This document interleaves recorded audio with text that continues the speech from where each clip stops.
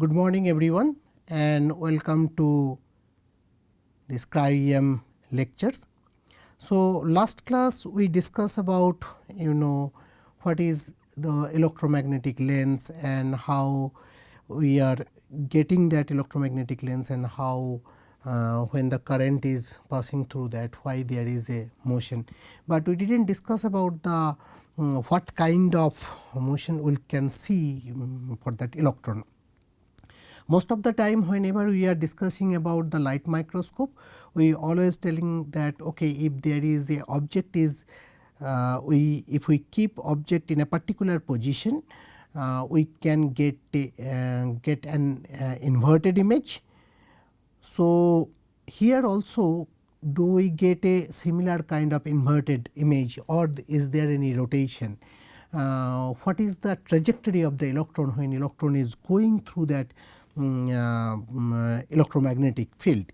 So, if you remember last class we are discussing about this schematic diagram where you can we already discussed that okay, this is the Bohr area and electromagnetic flux is coming from this region which is regulating this incoming electron beam.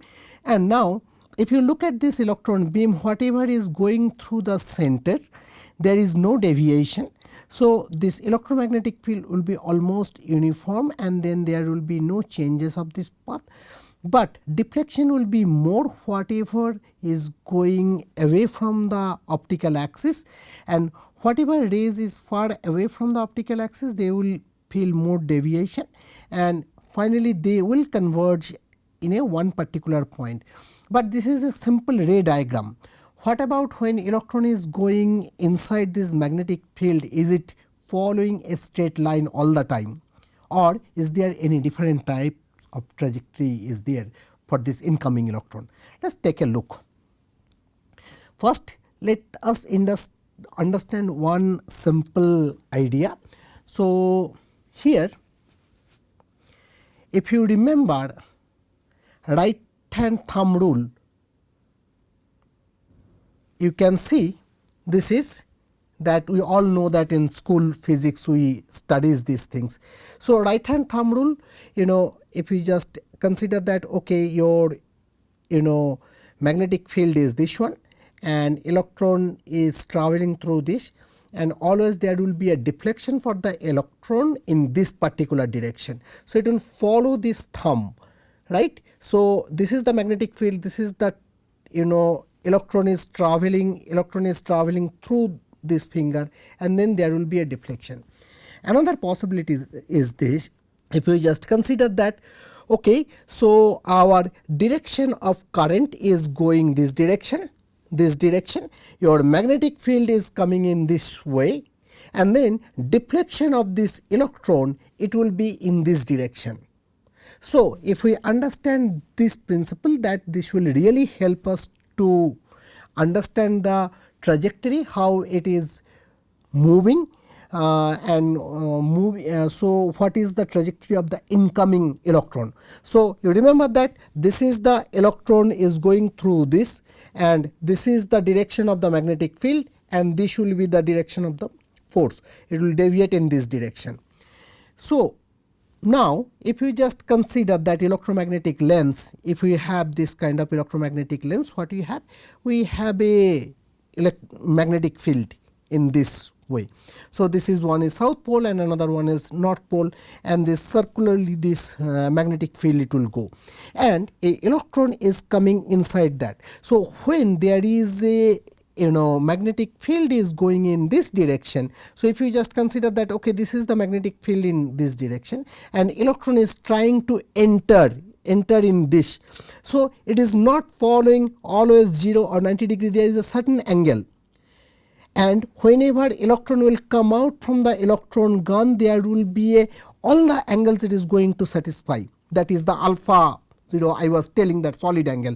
So, in all the angles the electron beam it will come, and when it will enter this magnetic field, if this is the magnetic field and it is trying to enter, then definitely it will not go straight anymore inside that magnetic field, it will just started rotating in a different direction. If this is your magnetic field and electron, if this is my magnetic field it is coming and electron is moving in this direction, it will face some kind of force in a this direction and then it will start rotating. When it will start rotating one particular point, in the second point it will feel again another pressure. So, that is how it will form a spiral. So, electron is coming in, this is the magnetic field, electron is coming this direction and it will start rotating. So, it will not follow a very straight line and give an image. So, now question it will come that then why are you drawing everything using the straight line? Because we are using the straight line, it is called the ray diagram, and ray diagram is much easier to explain how image formation is happening or how rays are traveling through our microscope. If we just follow this spiral motion of the electron, your ray diagram will be very too many lines will be there and it will be very difficult to explain your ray diagram properly. Now, come back to this PPT and see what we are looking here. So, here this is a magnet that I discussed. So, here this is the magnet and those are the copper wire. So, which is winded up tightly, and now there is a magnetic field, there is a one magnetic field is traveling in this direction and another magnetic field is traveling in this direction. Okay, and this is the right hand thumb rule what I already discussed. Now, a electron is going through this axis. As I mentioned previously in previous slide that if electron is traveling through this axis, there will be no deviation of that electron, because if you look at this one, the magnetic field, one magnetic field is going this direction and the other one is traveling in this direction, and here the magnetic field is almost 0, there is no magnetic field. So, this electron whatever going through the optical axis, there will be not too much deviation. But what about if you think about that, okay, a electric current, it is an incoming electron is going through this path initially. So, there is a angle difference between this particular electron and this particular electron, and when it entered this magnetic field, so the magnetic field is going this particular direction, right. So, magnetic field is going in this direction and electron is trying to enter. Now, if you follow my hand, what you can see, this is an electron. So, this is the electron, it is trying to go, and this is the magnetic field, this is the magnetic field. Now, when electron will enter here, the magnetic field is creating a pressure in this direction and it is deviating the path of the electron in this particular direction. So, exactly if you go to this diagram, you can see this. So, there is a motion of this electron and there is a change of the motion of this electron in this particular direction. When it is somewhere here, it will face again this kind of particular motion that okay, electron is pushing in this direction, and finally you can see it entered to the another magnetic field which is going through this cycle. When it will enter, it will feel the opposite force and it will start deviating from its actual path. So, now if you follow this one, we can see a spiral movement of this electron. Now, how many spiral will be there inside this electromagnetic lens, that is depending on what kind of magnetic field we are using, how strong is our magnetic field. If our magnetic field is very strong, definitely will be a much more spiral motion. Now, this is the electron trajectory. If I ask you guys to draw a trajectory of the electron when electron is traveling through a electromagnetic field, so that is the trajectory we have to draw.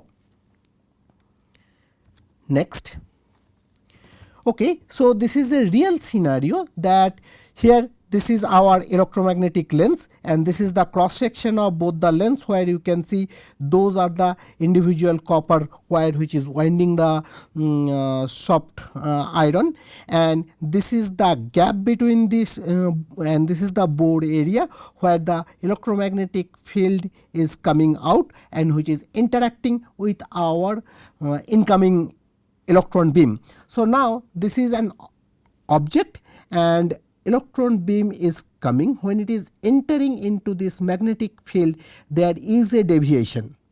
So in one particular ray you can see one ray, it is coming in this particular direction, they come together and converge and form a crossover here, and then this particular electron beam is interacting with the image plane here.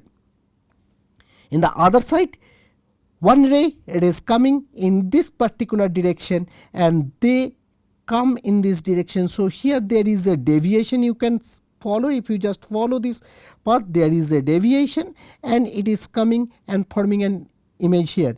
So this is actual image plane. So rays are not coming and directly interacting like that and forming a straight image. So if I just draw this one, it will be easier for you. So in normal case, whenever we are doing a ray diagram, what we do, generally we follow this way and then we tell, okay, this is our image.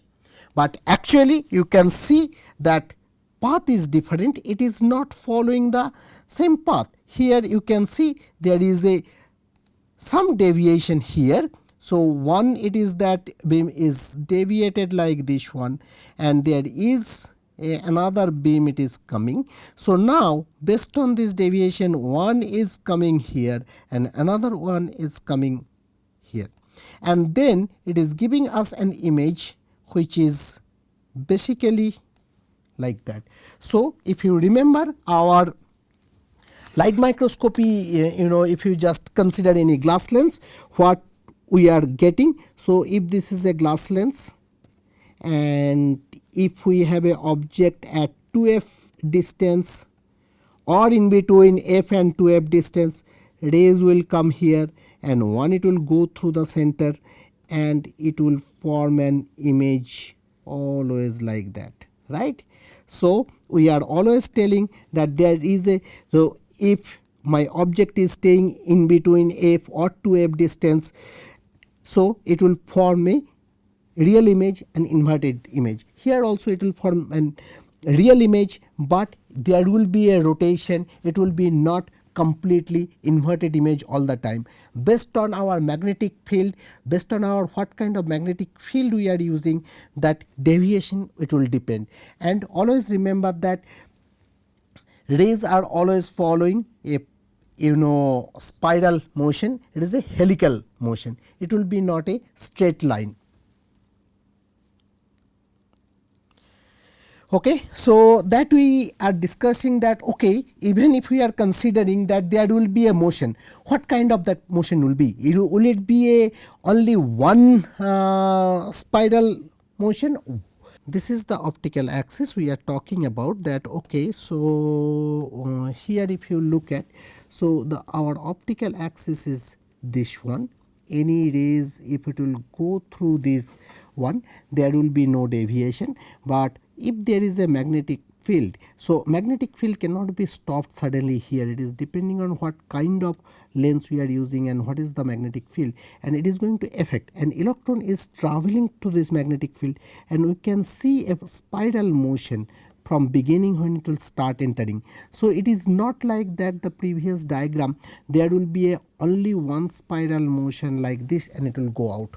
So there will be a multiple spiral motion, it is possible, it is depending on the magnetic field. So here you can see this copper winding. So here our copper winding, all this part it will be here, and this is the area where water flow will be there, which will try to keep this lens system in a proper temperature. So it will help us to image in a correct way. So there should not be too much deviation. So now I hope you understand that why we have to maintain the temperature of that particular lens, because if we don't maintain the temperature of a particular lens, what is going to happen? It will change the magnetic field.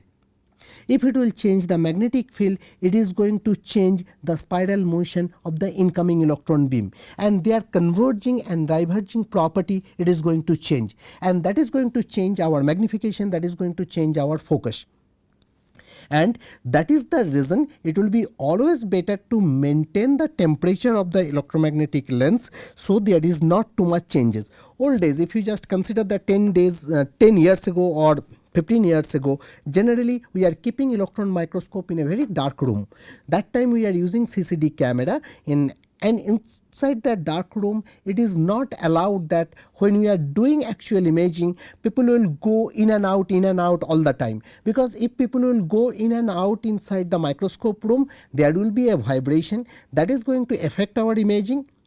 And also there will be, if there is a too much temperature changes, that is going to affect our electromagnetic lens systems also. That is the reason it is always better to maintain the temperature, and during imaging we should not go in and out all the time. So, and the second option is that always maintain a proper temperature for the microscope. In any microscope facility, if you visit, you can see that there will be a temperature is always maintained. It does not matter if it is a winter or rainy season or summer, we are always trying to maintain a certain temperature. That is basically trying to keep the environment in such a way that there is not too much temperature fluctuation, as well as there will be a chiller system which will maintain the temperature of this lens. That will help us to get the very stable magnetic field and which is going to affect our focus, magnification and intensity and other properties also. Now, this is the lens system we are talking about last class also, that different types of lens. So, in this particular different types of lens, I discuss about that objective lens. So, here we can see there is a objective lens we are talking. In last class also I discuss about this objective lens. Objective lens, there is a split pole piece. So, when I draw last class, you can if you remember that I mentioned that okay, if there is a objective lens is like that, so it will be connected like this. So, here also you can see there is a two objective lens which is splitted. So, here there is a gap between these two objective lens and your sample will stay somewhere here, and this is basically when there is a not a single objective lens. When this objective lens is split into halves, there will be a gap between those two lenses, and which is helping us in many different way, and that is one of the most important part when we will decide about to think about a microscope about the biological sample purposes or material science sample purposes. So, here if you go through this, we can see that compared to other lenses in TEM, the objective lens is a very strong lens, because objective lens and last condenser lens together we have to converge the beam very strongly. So, here you can see the objective lens mentioned as a very strong, and if you look at here the objective lens overall magnetic field, if you just consider roughly it is 2 Tesla. So, if we just consider that objective lens, there is a split, the objective lens is splitted into two halves. It is a most flexible objective lens is that in which the upper and lower pole pieces are separated. So, here you can see the upper and lower pole pieces are separated, and there is a gap, because if you remember when I draw that column diagram, I mentioned that your sample will stay inside that objective lens. So, there will be a upper objective lens and lower objective lens, and your sample will stay inside that. So, for biological sample purposes, many times we have to tilt the specimen. We need certain angle to collect data which will going to cover all 360-degree angle of that sample, and that is basically help us if objective lens is splitted into two halves. If it is not, then that pole piece gap will be so small that tilting is not possible.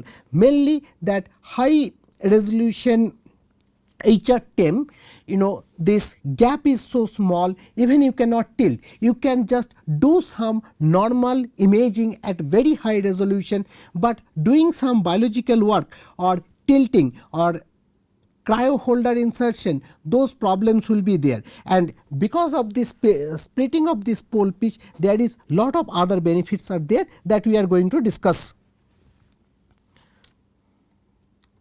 Now, if you come, so here that it is a very straightforward to design specimen holder that do a variety of tasks such as that I mentioned, the tilting, rotating, heating, cooling. So, that is the benefit we have when we have a split pole pitch and objective lens. So, this cooling is very important when we are doing the cryo, because we need a cryo when we do the cryo EM, or we have to maintain a cryo temperature inside in this particular area. So, objective lens is staying near the goniometer. So, that is the reason this is important for the biological TEM. If you just consider, the most of the time there will be a split pole pitches. So, objective lens will be two halves, one will be upper objective lens and lower objective lens. Sometimes for biological science sample we do tilting because cryo-electron tomography, sometimes rotating is required.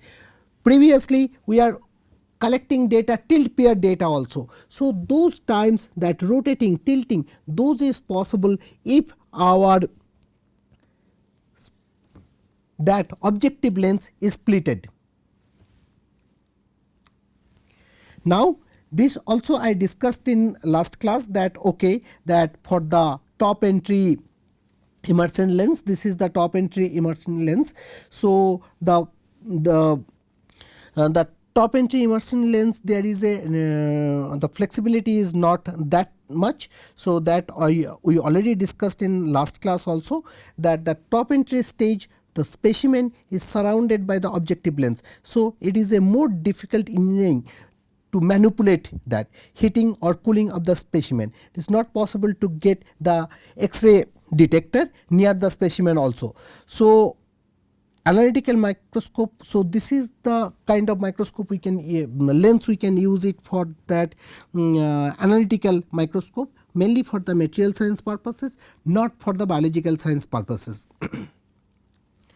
Now, this is the another lens system that is not required for our purposes. So, our main aim is discussing about the biological TEM. So, you just remember for the biological TEM mostly we are using a lens system where the objective lens into split it into two halves. Now, let us go to little bit about the condenser lens system. If you remember that, we can discuss little bit more about the condenser lens system, what this condenser lens system is doing. We already discussed about the objective lens system. In the PPT you will get lot of details, but many of these details are not required for biological science purposes, but if someone is interested they can go through that, okay, how this what kind of magnetic field we are expecting and in objective lens, and what is the material and how we can make a different type of superconducting lens also. So, if you are someone is interested, they can go through those slides. So, now the magnetic field or that magnetic field is very important, because that is the part it is going to regulate the movement of the incoming electron beam. If we just consider there is a two magnetic lens we are showing here. So, here you can see this is the gap and magnetic field is coming out in this path. And now there is an incoming electron, and you can see how they simulated this one to show it what current we magnetic efflux we can expect and what kind of movement we can feel for our incoming electron beam. So, if we just use a very less magnetic field, that is called the weak lens. So, we are using a same electromagnetic lens, just changing the magnetic field, and then we are trying to converge the beam or diverge the beam. So, when we are having a very less magnetic field, this is called the weak lens. When we have a very strong magnetic field, something like that, we can tell that this is a very strong lens. So, here you can see if there is a very weak lens, even if the electron beam is coming in this, so even there is a deviation will be very less. But if we gradually increase the magnetic field, so we are gradually increasing the magnetic field, where you can see that deviation of this electron, it is going to change more and more, because initially when the electrons are coming from this side, there is a not too much magnetic field and overall deviation it will be less. But when we are going very strong magnetic field, that time it is going to deviate the electron beams more. And if there is a deviation in this direction, if you can follow this pathway, same thing is possible in this lens also. So here also one electron beam it will come here, so deviation will be much stronger and they will converge all the beams here. But in this particular case, when magnetic field is very low, they will go all the way and converge at the bottom. Same thing is true for this one. So when we are same magnetic field, same electromagnetic lens, we can use it, very strong magnetic field, and converge the electron beam, and focus point it may move. This crossover point, we can say this is a crossover point. Crossover point can go up and down. So that is basically depending on what kind of magnetic field we are using. So that is one of the major difference between the normal optical lens system and the electromagnetic lens system. The same electromagnetic lens, it is a fixed lens. We cannot change the position of the fixed lens, but we can change the magnetic field. We can change the electric current flow through this lens and change the magnetic flux, and which is helping us to converge the electron beam, and the crossover point can move up and down. That is, we are going to discuss more in the next class. So here when we are using a very strong magnetic field, crossover point is going up, we can say that is a strong lens, and otherwise if magnetic field is very low, we can say that is a weak lens. One more thing that I have to discuss little bit, that is about the lens hysteresis. If we just here, you don't have to go through each and every details. So only one thing you remember, that whenever we are working on a soft iron and those it has some kind of magnetic flux, it will stay there. So if we have a lens, we are using a very strong magnetic field, and suddenly same metal we are using a very low magnetic field. In both the cases, it cannot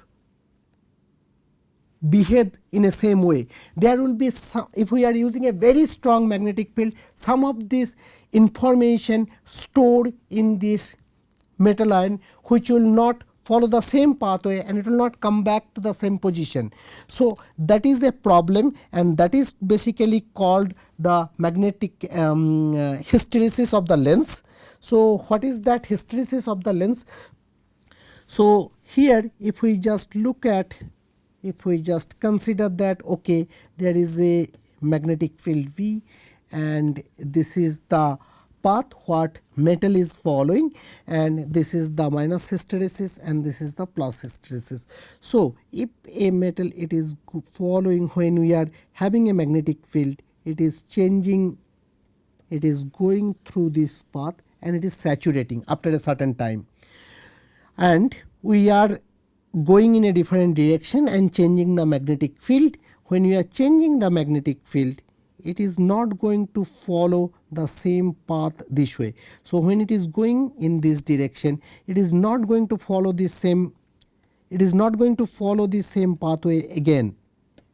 So it will follow a new path, and this is the new path it is going to follow, and then it will come to the saturation point here. So this is called the lens hysteresis, that okay, if we are using some kind of magnetic field, some of this information will store in this lens and it will not immediately come back to that normal position. So if this is a plus magnetizing force, this will be a minus magnetizing force. So, H is the magnetizing force in a two different direction, and this is the magnetic field, that what we are talking about, that flux density. So, now this magnetizing force, it will vary between the metal. So, why it is required for our cases, because we are talking about the strong lens and weak lens. So, weak lens means our magnetic field is very low. So, if we just draw that one, when there is a very low magnetic field, we have a rays coming, and if you just consider, this is a magnetic field, and the magnetic field is so low, there is no change. So, rays will come and it will go all over like this. So, it will not converge, it will go and it will converge at the below. Now, we have a same magnetic lens and we have a very strong magnetic field here, and we are trying to converge this electron beam very hard way. So, when the electron beam it will come, and after a certain time, it, because the magnetic field is strong, it will start deviating in this way. So, you can see that in this particular case they formed an image here. In this case, it crossing the image plane and it cannot converge, but here it is converging based on this strong electromagnetic field. Okay, fine. So, strong electromagnetic field, I am using my lens as a very strong electromagnetic field. So, here this is the positive P I am using, and my magnet or soft iron electromagnet is completely saturated. Okay, and then suddenly I want to use the same electromagnetic lens at a very low magnetic field or a different magnetic field, and it has to start from here and come back to this particular position.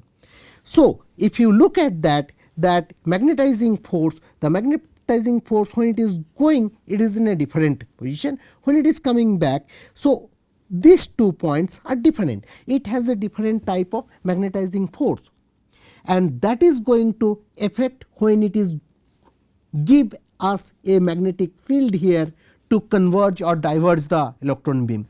So, that is the problem, and that is the reason we have to remember about the lens hysteresis also, otherwise it will be a problem. So, this things is very important when we are constantly doing the magnification, because in magnification also we are using some kind of electromagnetic lens, and if we use only the electromagnetic lens, what is going to happen? In presence of this electromagnetic lens, we are using intermediate lens and 2 projector lens, which is helping us to magnify our images, and we are using sometime a very strong magnetic field or weak magnetic field to get a low magnification image. Same lens I am using a very strong magnetic field to go very high magnification.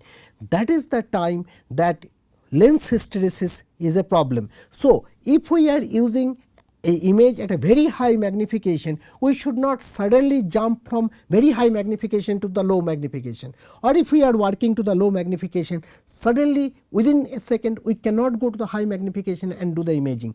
We can do the imaging, but it is going to affect our images, and as you know that there will be a change in the magnification because of this magnetic field, that is going to will not give you the exact magnification all the time. So, that is the one of the reason whenever we will report any TEM or cryo data, we should not mention the magnification. We can tell that calibrated magnification is this much, but we should use the scale, that is the distance, and that may vary little bit here and there, but it will be the correct representation of any image. Thank you all for your attention. In the next class, we will discuss more about the ray diagram and how the images is forming. So, we will wait for the next class.